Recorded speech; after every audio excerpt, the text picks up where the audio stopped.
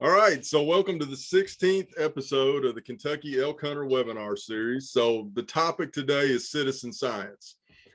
So we ask a lot of our elk hunters because you're the folks out there, that are gonna hopefully harvest an elk and be around that elk. And it gives us an opportunity. We kill about 250, 300 animals in the fall, and we can get really valuable data from our hunters after they kill that animal. So that's really the focus of today's webinar, kind of walking you through what you're eventually going to get in the mail here before the season starts, and some of the biological samples that are highly valuable to us from a management standpoint that are best collected by yourselves, the hunters out there in the field.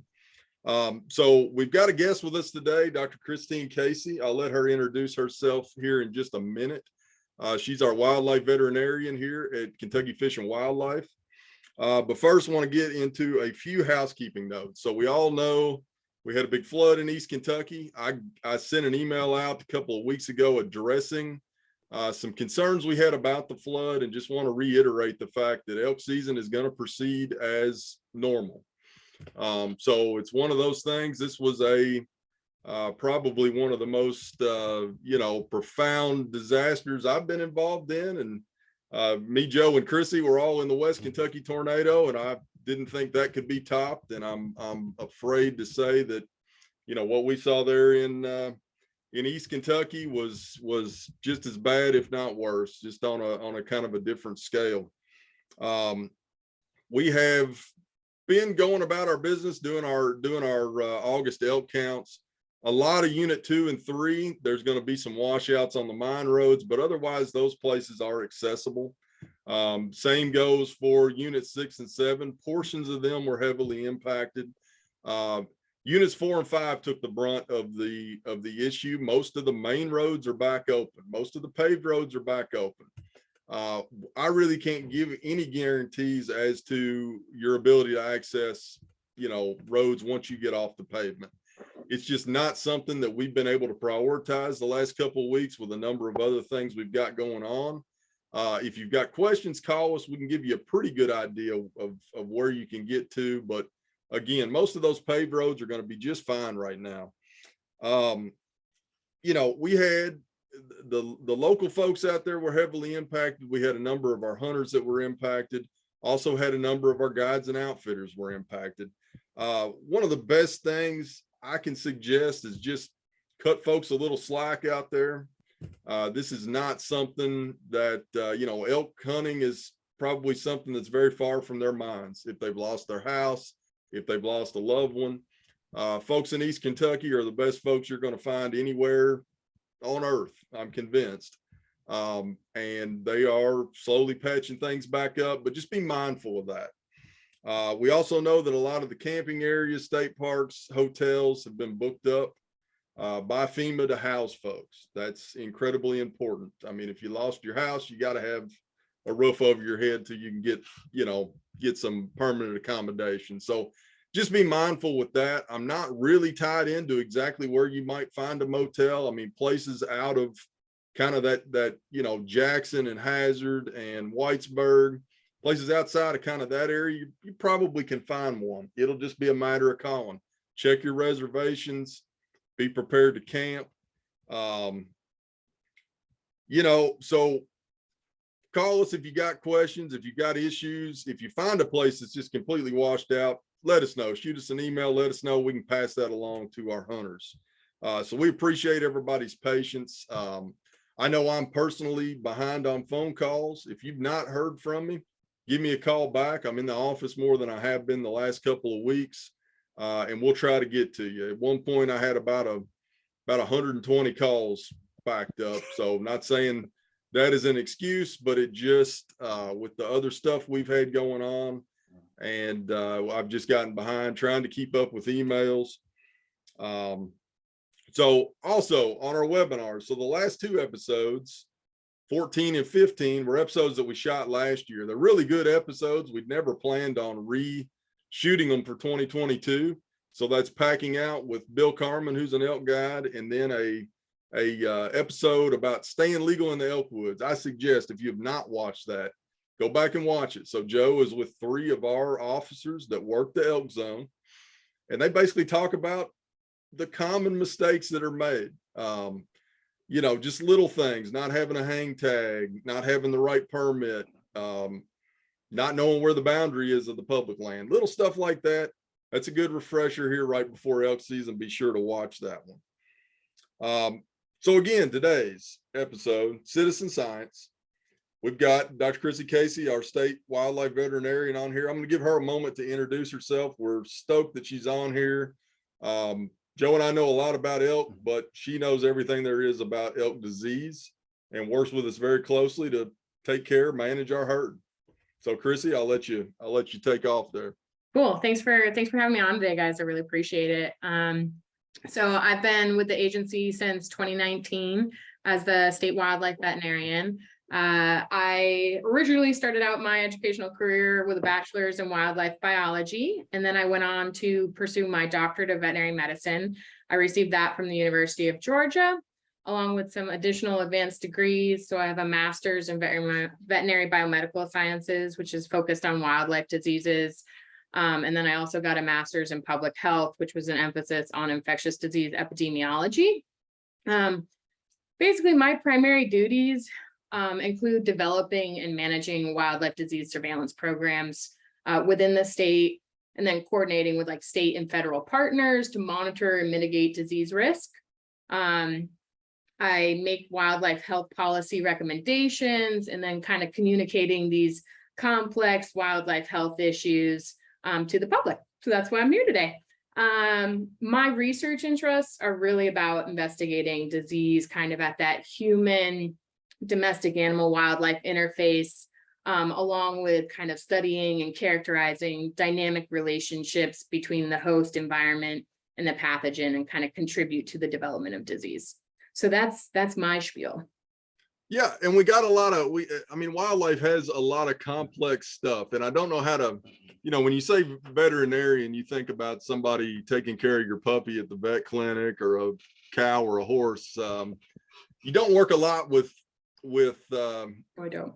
live animals. I get so many questions. Everybody's always like asking me about their dog and cat, and I was like, I work on wildlife. Yeah, not my expertise, small animals, but you know, I think the thing with veterinarians, most, like you said, most people think was a small dog, horses, those kind of things, but wildlife is definitely a niche field. And it's what I wanted to do since I was little, and I'm just happy to be here in Kentucky and contributing to the health of all the wildlife in Kentucky.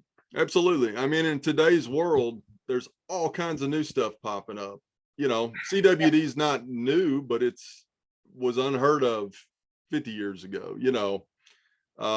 It's always changing. I mean, yeah. Something new all the time. I mean, we're dealing with the disease in rabbits that's new. We have to worry about COVID in wildlife now. There's so many aspects to wildlife disease, and they all have a lot of implications for human health as well as domestic animals. Absolutely. So we've also got Joe with us today. This is kind of the part that he heads up every year, and I'm going to let him talk. So all of our bull hunters, our archery hunters, and our 2 weeks worth of gun hunters are going to be getting a package in the mail. And we kind of wait to send that right before the hunt on purpose, so it doesn't get lost, up on the shelf or something like that. But it's going to have a lot of written instructions, pictures. We'll show you some examples as we go through, but it's going to help guide you through this sample collection. So I'm going to let him talk about that for just a minute. Yeah. So I guess we'll start with it.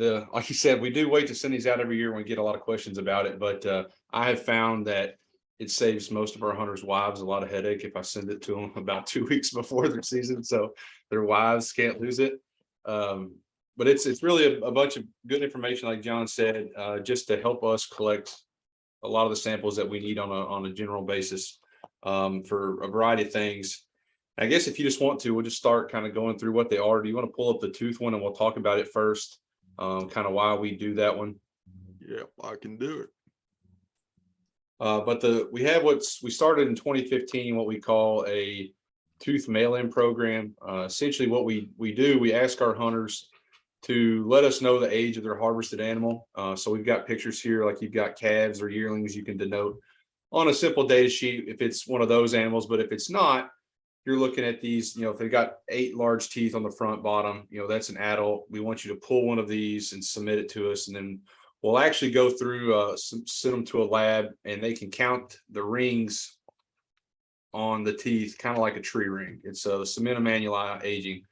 And that gives us age at harvest data, which is really important for managers to know, because you want to know, obviously, the age of the animals that are harvested. So if you were having like all 1.5 and 2-year-olds that were harvested in a year, like that's probably not, you know, a good age distribution. It's not something that you want to see. You know, I guess if we could, we'll speak to it. Kentucky's age distribution, the harvest has been really, really solid since we started this program in 2015.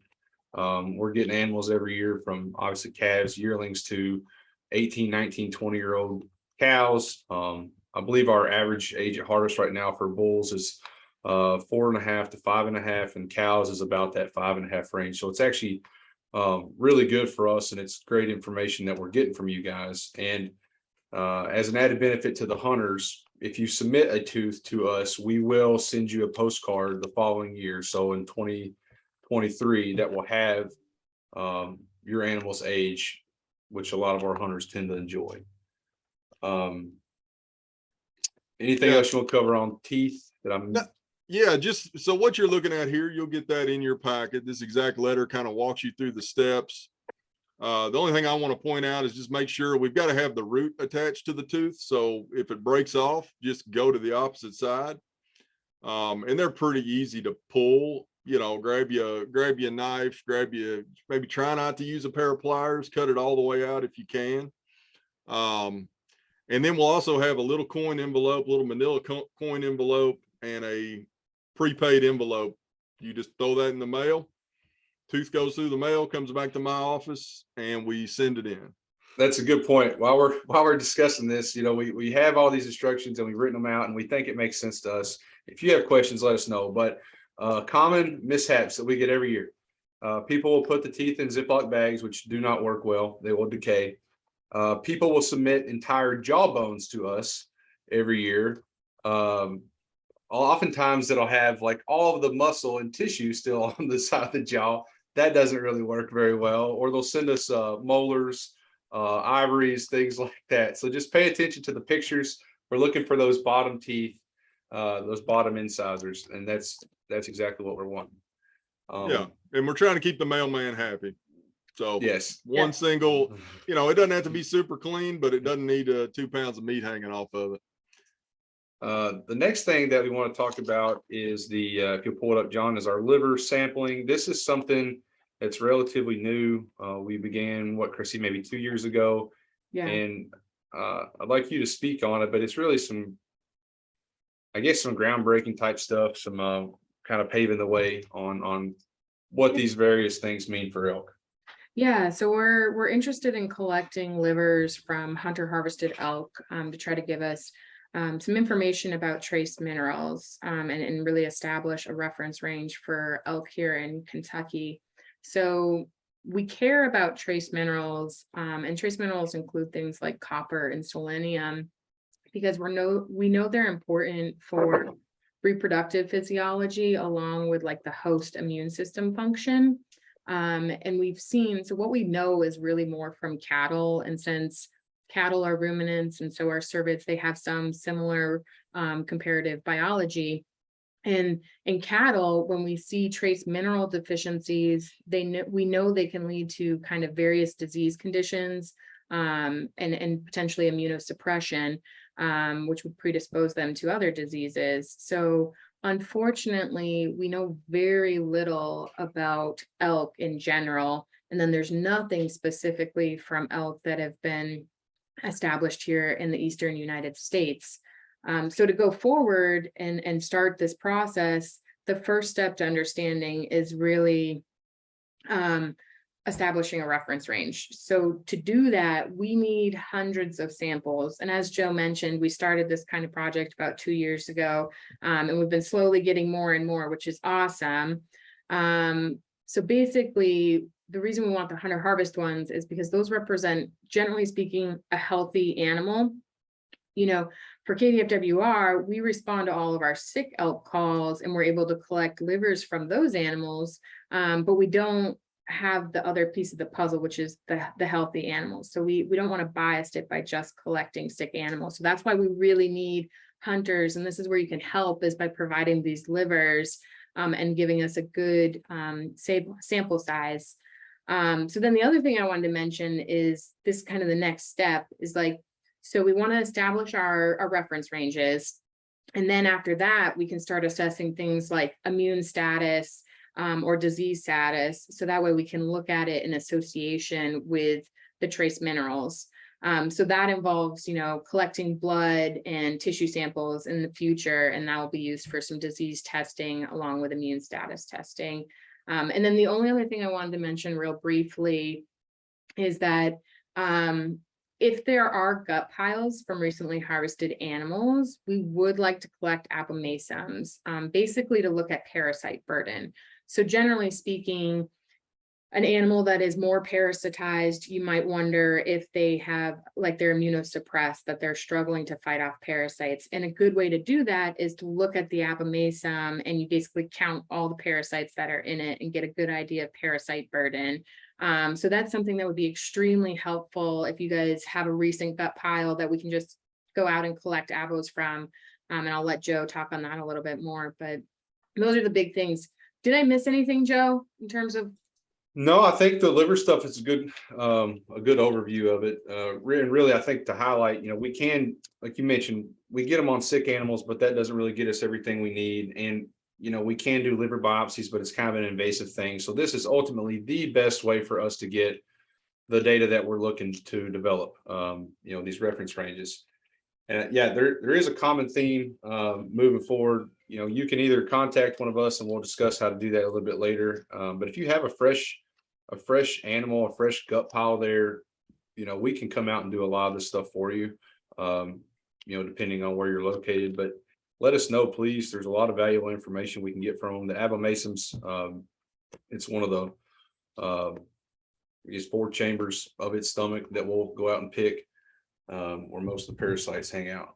Yeah. Let's see, along with gut piles, something else that's a little bit interesting, especially for you bull hunters, we are going to try to collect some testicle samples this year. So same thing, if you got that gut pile, give us a call.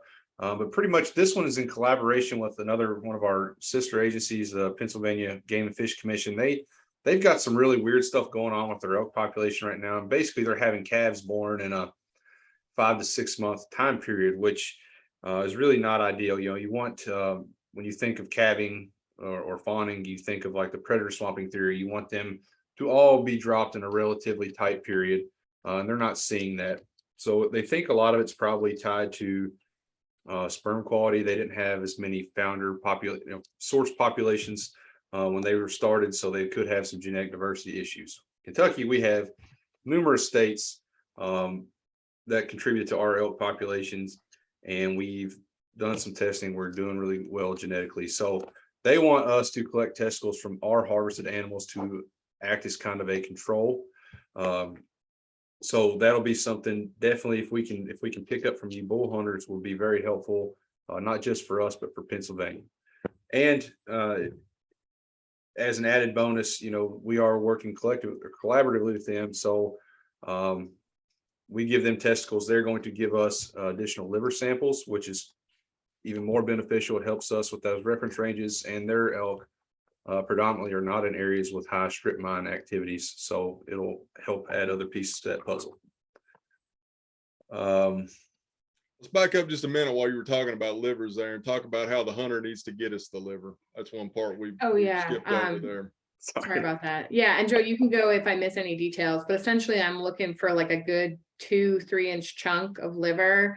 Needs to be put in a Ziploc bag. It can be frozen. And then, so you just take it back with you, stick it in your freezer, and then you can call up one of our biologists or get in contact, which you guys will go over more contact information and we can pick that up later. Please do not send it in the mail. That's the only thing I'm requesting. Don't send livers in the mail. The mailman gets very mad at me when I get rotten tissue in the mail. And we had a good one last year that was stuffed into a coin envelope and squirted out. It got smushed through the sorter. They were very displeased with me. Yeah. we appreciate the effort, but so we'll actually include I think we did that last year, included a Ziploc. Just, it's as easy when you're field dressing the elk, the liver's pretty self-explanatory. It generally lays on the right side of the animal. Pull it out, get you, 2-inch or 3-inch by 3-inch chunk, Ziploc it, throw it in your cooler for the ride home, throw it in the freezer when you get there. All we really need is your name and that sample. So call us, we'll hook you up with a local biologist that can grab it from you.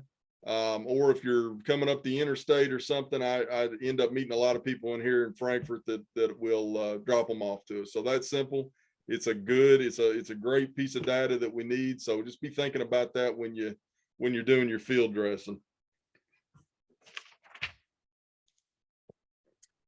All right, we ready to briefly hit on fetal data? Because not many of our bull hunters or cow hunters are going to find a fetus till about December, January. Yeah, so we actually the archery hunters may end up getting this data sheet too, but the reason that I'm going to send the archery hunters the data sheet that has the fetus collection information, it's not for this first 2 weeks that are coming up. There won't be a fetus to find. If anything, it'll be a couple of cells, right? But you do have that 1 week of late archery in was it December? Yeah, early December. You should be able to find a fetus at that time. So don't think if you kill one this first 2 weeks, or kill a cow the first 2 weeks, that you need to be trying to find a fetus. It'll be very, very challenging. But the fetal data, what we're basically doing for this, if you can get the fetus and we can take a measurement on it, that measurement, there's a calculation you can run that basically helps you backdate it, and I can determine when that cow was bred. And that's important for us. Kind of going back to the Pennsylvania thing, like we want to know what our peak rut timing is. That helps us for a variety of things, but most importantly for you hunters is going to be in our season setting and timing. We try to set up our archery seasons where we're in that pre-rut to a little bit of peak, and then our firearms mainly in the peak. So we want you guys to have good experiences, and that's what the fetal data helps us do. There are some other added benefits too. We can definitely determine, if fetuses are present, if there's differences between, like, yes, say younger age class cows, like a yearling or an adult. You can look at, how many males are being born as opposed to females, things like that. But for you guys, the most important part is definitely season timing and our peak rut date. But yes, we'll touch more on this a little bit later, but I have it included here today just in case the archery hunters, if you see that, don't freak out if you shoot a cow in the first 2 weeks of September thinking that you need to find a fetus. The next one that I think is important for all of you guys that you should know about now is our postseason elk hunter survey. We run this every year, and then hopefully you guys have all seen the reports that we produce from it, but it's an invaluable source of data for us. We get, if you're talking about population modeling, if you're, trying to think about how you estimate populations, hunter effort data is a big component of that and what we're working on now. So how many days it takes you to harvest your animal, or how many days it takes you that you hunted that you didn't harvest it. That's all good information. It gives us other good things that help us from time to time, economic expenditure data. I get to hear about new things that hunters may want to see changed or adjusted, any potential problems, things of those natures that help us, maybe not help you as this year's cohort of hunters, but it definitely will help future hunters as we make, different management decisions based on what our hunters are asking for, things we should look into. And it is an important thing for you guys to do.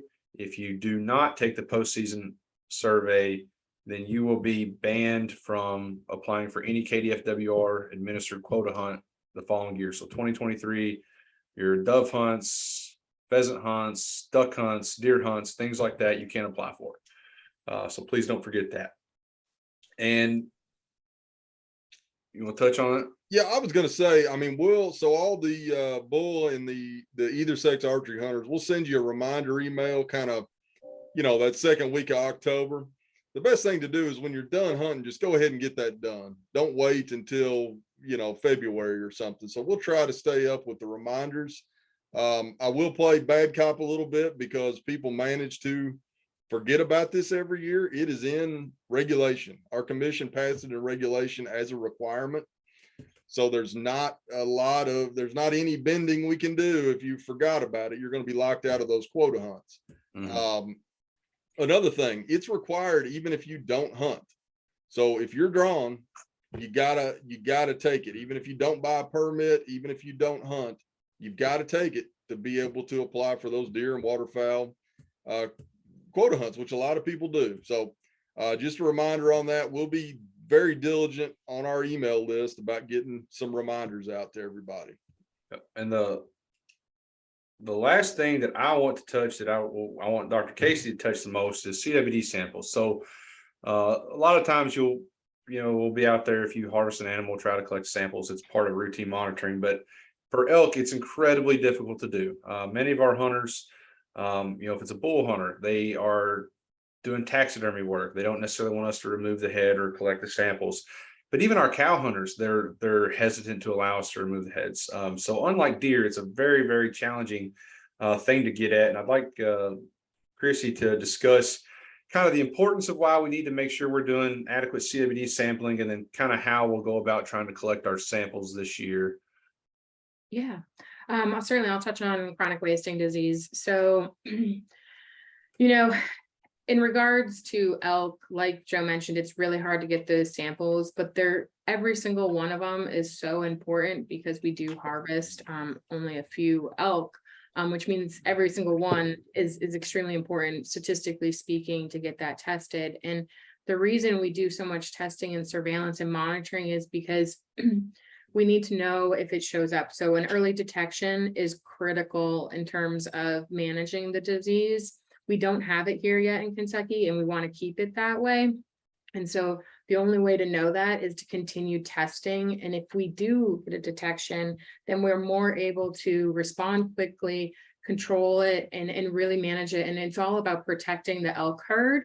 And to do that, we need to do testing for it. And so that's what, again, every single sample counts. So anytime you harvest an animal, I mean, if we can get the CWD sample, we work with taxidermists and processors. So if we know where the animal is going, we can always follow up with it and collect it from the taxidermist directly. And that way you're still getting your mount, and we're getting our sample and protecting the herd really at the population level. Yeah. So for hunters, a lot of you guys may have heard about like the recent detections in Arkansas or Mississippi. I'll use Arkansas, right? So they didn't really do a whole lot of testing for a variety of reasons. But when they did find chronic wasting disease in their populations, it was very, very prevalent. You're looking at like 25% plus. So you can't really do anything with it when it gets to that point, right? When you're detecting it in 6-month-old elk calves, you're kind of really behind the 8 ball. It's hard to do anything. We want to be CWD free, but if we do find it, we want to be more like the New York example. New York found one case in like the mid 2000s. They were able to take some actions. They've found 0 other cases since then, right? That's why we want to be the people who are early. We don't want it to be a long-standing thing that is impacting our populations of deer and elk, right? These are very important resources to all of our Kentuckians. So that's what's important. And I think Christy did a good job mentioning we work with these taxidermist processors, but what we really need you guys to do is to call us, right? Especially if you don't participate in anything else, in terms of a liver turn in or a tooth mail in or whatever it may be, at least give us a call, say, hey, I killed this bull, I'm going back to Bowling Green, here's my processor or taxidermist information where the animal is going, right? If you can give us that, one of our local biologists can meet up and get that sample, and that is incredibly, incredibly valuable for us. Just that's the biggest highlight I want to put on there. No, Joe, I think you got it. I mean, when you're talking about the Arkansas example compared to Kentucky, we are trying to be proactive as opposed to reactive. If we aren't sampling and then all of a sudden we get a detection, it's possible that because we didn't do enough sampling, that it's at a high prevalence. That's what happened to Arkansas. And that's what we don't want. The higher the prevalence, the harder it is to do anything about it. And so that early detection really gets you at a lower prevalence as long as you're testing enough animals. And for us to test enough animals, we really need every single person who harvests to give us a call so we can track down that sample. Yep, no doubt. Like I said, we can make it really painless. Just call me, say, hey, I'm going to this processor. Hey, I'm going to this taxidermist. We will get a biologist over there to work with those people and get those samples. But in terms of most of our citizen science stuff, I think that's generally the basis of it. Like I said, you guys should all, you bull hunters, be expecting to get your packets first week of September, hopefully early that week. So you'll have it all with you. If you don't get it, call me. If you lose something, call me. We'll issue you some other ones. If you have any questions about any of it, give us a phone call. We'll try to walk you through it. But this really is invaluable information for us. And like I said, we want you guys as our hunters to have a stake in management of elk in Kentucky, right? And this is the #1 way for us to do that. You guys, it's hard to overestimate the value that this data has for us in our elk population. That's the best way I've seen it put right there. So Can that be my closer? I think I'll count that as a closer. Count that as my closer? I was going to say, that's a pretty good closing remark. Yeah. It's And what I think, do. I mean, with the CWD stuff in particular, I don't know that you're going to find a more passionate group of people.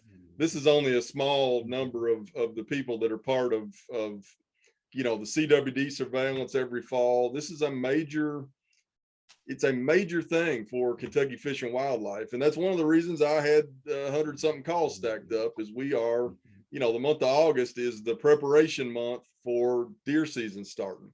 That's where we get the number, the vast majority of our CWD samples come from deer. Partly we use those deer to protect the elk herd. We want to know if the deer have it in that area. But also the elk samples are, of course, super important.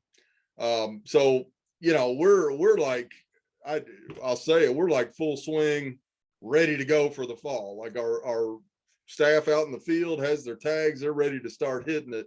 Come the 3rd of September when archery season opens for deer. So either way, it's something that we kind of think about 365 days a year, but most of the work happens in the fall. So give us a shout for sure. And I'll segue into the fact that, as we've talked about on this webinar before, Joe and I are taking us a little trip to Colorado. I hate that it overlaps with our elk season here in Kentucky, but that's just how it goes. So we don't do it every year, but we're going. So Dan Crank and Mark Peterson are going to be your main contacts. We'll make sure their info for at least that first week and a half of archery season. We'll make sure their info is in the packets that are coming to you. If you send Joe or I an email, it's going to get, you're going to have, please send this to Dan Crank or Mark Peterson. Mm-hmm. Same on our phones. We'll be back sometime that second week of archery season, and we'll jump back in the mix. But for some reason, you can't get a hold of us. Those guys are more than capable of answering any questions you've got. If something happens during the hunt or with these, with the CWD collection thing, holler at those guys and we'll get caught back up as soon as we get back. My closer is going to be, everybody be safe and be legal. Don't run your elk hunt because you forgot your hang tag. Go back through these things, get it figured out. I want everybody to be legal. I want everybody to go harvest an elk and have a fantastic time. So we've got tons of info on the web. We've got almost 18 hours worth of this stuff. So look through it, make sure you got the I's dotted and the T's crossed. Be safe, think about that shot before you take it. Don't point your gun at anybody, the usual stuff, and have a good time. So I get a little excited this time of the year just because I know we've got, about 200 people out there that are going to get to start enjoying elk season in Kentucky. So let's make the most of it. I'm gonna put Chrissy on the spot for her closer. Okay. I'm gonna reiterate basically that honestly, some of the most valuable data comes from hunter harvested carcasses. Like, you guys have an opportunity to really help us out. This project provides basically an opportunity to assess the overall health of elk in Kentucky and would provide insights that are going to benefit the elk population and basically ensure future generations have opportunities to enjoy this unique and valuable resource. I mean, I think it's that simple. That might be one of the best ones we've had. I mean, Joe's traditionally a little bit soft on his closers. Yeah, you pulled like an 80-year-old man closer. Be Be safe. safe. Hey, Safe. hey, boys, don't shoot your eye out. So good deal. Well, so the plan with the webinar, so this will be the last one you see for our archery hunters and our bull gun hunters. We promise this year we're going to jump back on it and have some very much cow focused webinars coming in sort of the middle of October through November. So check back in if you're a cow hunter hunting those late seasons, or an archery hunter that's going to hunt that week in December. Check back in. We'll have a few more of these specifically for y'all. So with that, we will probably see you about mid-October, and hopefully we've got some elk to show. Awesome. Thank you, Chrissy. Thanks for Yep. having me. Thank you. Bye, guys.